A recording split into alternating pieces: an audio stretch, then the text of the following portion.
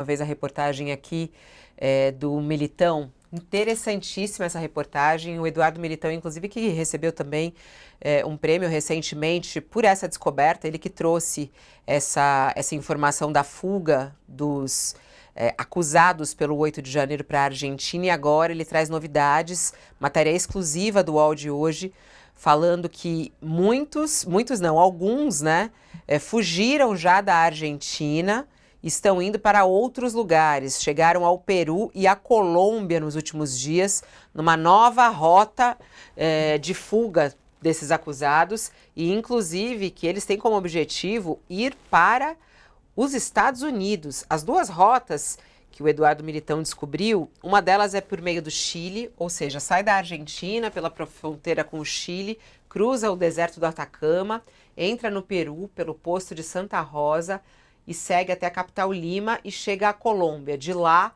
rumo para os Estados Unidos. Outra rota de fuga, eles vão pela Bolívia, sai da Argentina pela fronteira com a Bolívia e chega ao Peru, e aí segue até Lima, rumar para a Colômbia e de lá viagem para os Estados Unidos. A pedido do UOL, o chefe da Interpol do Peru consultou os registros de imigração e identificou 4 foragidos que entraram no país entre 19 e 24 de novembro.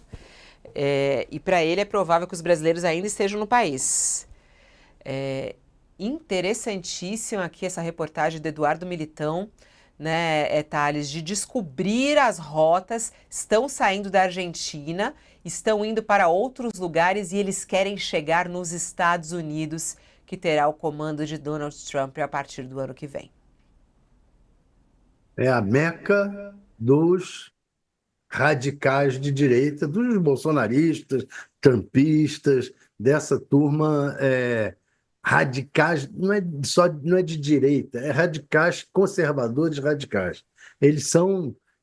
As teses deles são tentar misturar religião com política, impedir que haja aborto em qualquer situação, são fundamentalistas.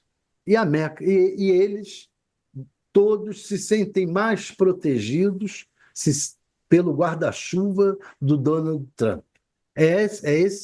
Essa proteção que está fazendo em vários países os radicais, conservadores radicais, partirem para cima. O Bolsonaro crê sinceramente que haverá medidas do Trump contra o governo brasileiro para ajudá-lo. Crê sinceramente e crê sinceramente na possibilidade de, em se colocando numa embaixada, ter o asilo do Trump. Ele mesmo já falou que, olha, a embaixada é para isso mesmo. Então, a gente tem que tomar cuidado. Acho que era o caso de se pensar em medidas cautelares mais duras com relação ao Bolsonaro aqui, e os envolvidos aqui nas tentativas de golpe. Não só o Bolsonaro, os militares também, medidas cautelares mais duras, porque há o risco de essa gente toda ir em busca da meca do conservadorismo radical, do trumpismo, do bolsonarismo, dessas coisas. Na reportagem do Militão, ele diz até aqui que, apesar de eles terem mandados de prisão tanto no Brasil quanto na Argentina, eles não foram presos no Peru porque não estão na lista de difusão vermelha da Interpol. Isso foi o que afirmou o coronel para o Militão. Queiroz afirmou que comunicaria a Interpol no Brasil na quinta-feira, ontem. E para ele é provável que os brasileiros ainda estejam lá, justamente porque ainda não saíram, pelo menos nos registros. Outros investigados teriam entrado também no Peru, segundo alguns relatos.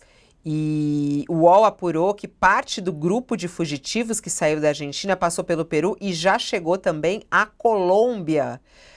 Josias, é impressionante. E eles vão fazendo esse caminho, a nossa reportagem vai descobrindo, mas o governo brasileiro não, né? E como é que o que o governo brasileiro deve fazer? A gente perguntou agora para o secretário, e ele falou: isso aí não é caso meu, é da Polícia Federal. É possível fazer um pouco mais, Josias? Como é que você vê essa situação dessas novas rotas de fuga e a meta chegar nos Estados Unidos? O Estado brasileiro deveria ter feito mais antes, não é, Fabiola? O Estado compreendido como judiciário e o executivo. Não é crível, não na verdade, é inacreditável que tenham permitido pessoas que usavam tornozeleira fugissem do país, não é? Mostra um Estado incompetente, não é? Agora, também o destino desses acusados lá do 8 de janeiro, né, os invasores das sedes dos três poderes, é um destino muito trágico, né? Eles foram condenados à fuga perpétua.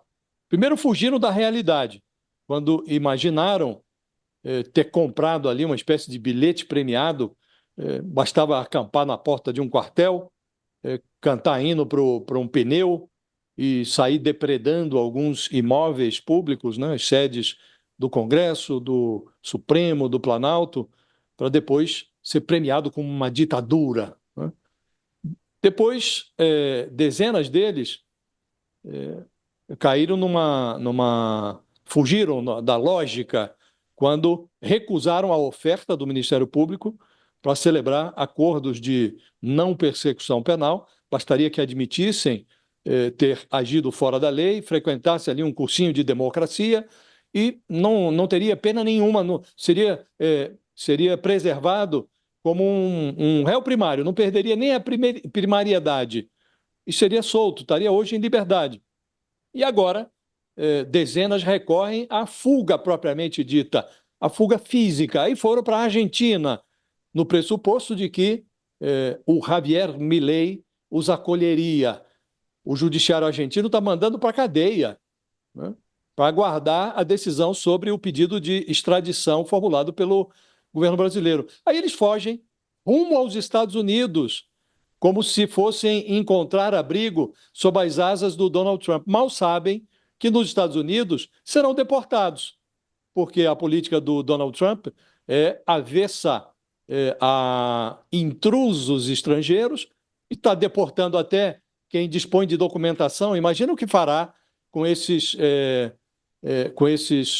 depredadores do patrimônio público, esses golpistas, se chegarem lá. Se chegarem sem documentação apropriada, se conseguirem chegar, serão deportados. E aí serão presos no Brasil, Fabíola. Então, é uma fuga ilusória, né? Se meteram aí, como disse, numa condição de fugitivos permanentes. Eles se autocondenaram à fuga perpétua.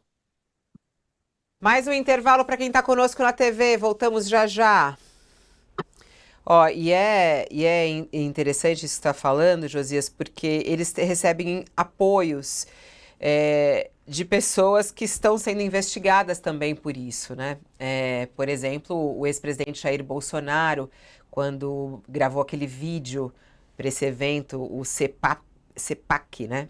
CEPAC da Argentina. Ele falou a respeito disso, de que agradeceu o Milei por essa ajuda. Quem ontem postou também a respeito disso foi Eduardo Bolsonaro.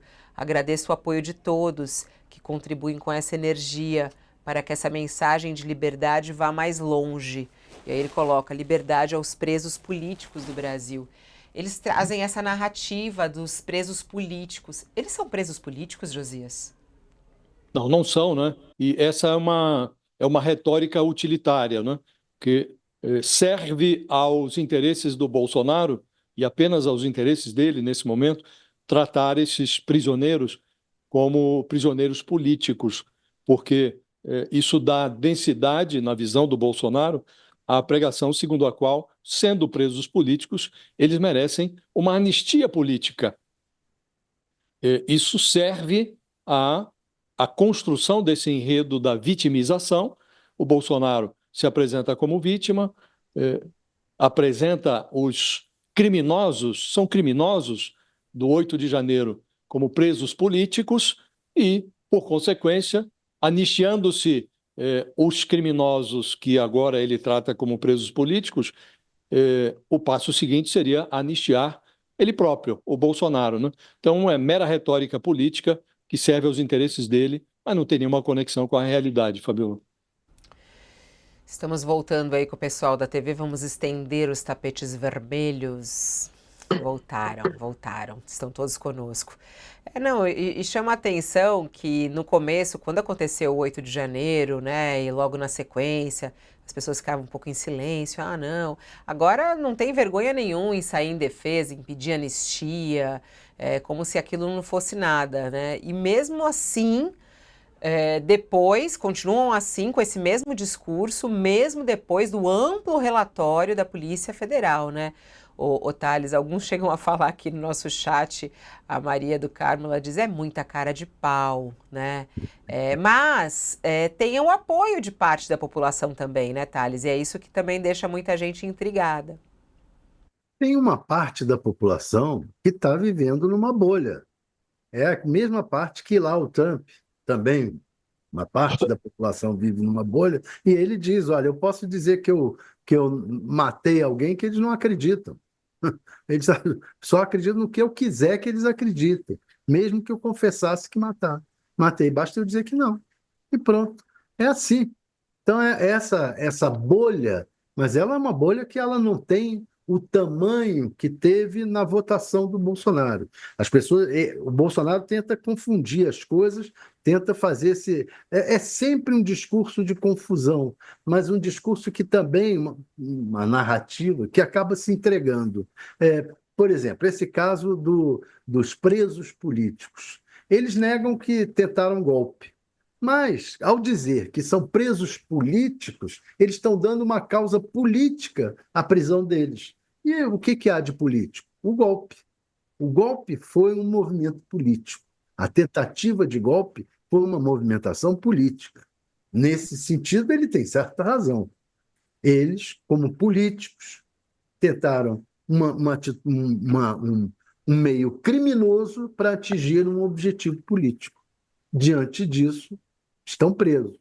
Meio criminoso para atingir um objetivo político. Aí o Bolsonaro embaralha as coisas todas e diz, não, somos presos políticos. Na verdade, eles são presos porque usaram um meio criminoso. Eu posso ser um opositor ao governo, ir para o Congresso, falar mal do Lula, falar mal do Alexandre de Moraes, falar o que quiser, se for só falatório, se for só uma discussão política. Agora, se eu cometer um crime, se eu disser, fizeram um plano para matar o Lula, matar o vice-presidente, matar o Alexandre de Moraes, se eu fizer um plano para isso, se eu soltar meus kids pretos, vigiar a casa do presidente do Tribunal Eleitoral, aí eu estou cometendo crime. É diferente. Tem uma coisa, viu, Fabiola, que descaracteriza esse discurso do Bolsonaro, é que o preso político pressupõe o encarceramento de pessoas perseguidas por razões ideológicas por um Estado ditatorial. Por isso eles chamam o Alexandre de Moraes de ditador, dizem que o Supremo Tribunal Federal exorbita e afirmam que o Lula está aparelhando a Polícia Federal para perseguir sem nenhuma motivação os seus adversários políticos. Então, essa ideia do preso político, do perseguido por razões ideológicas, isso é uma fantasia que o Bolsonaro tenta construir, mas que a realidade, os fatos demonstrados no inquérito da Polícia Federal destroem. Olha, ainda nessa situação relacionada às investigações do 8 de janeiro, a gente está acompanhando o julgamento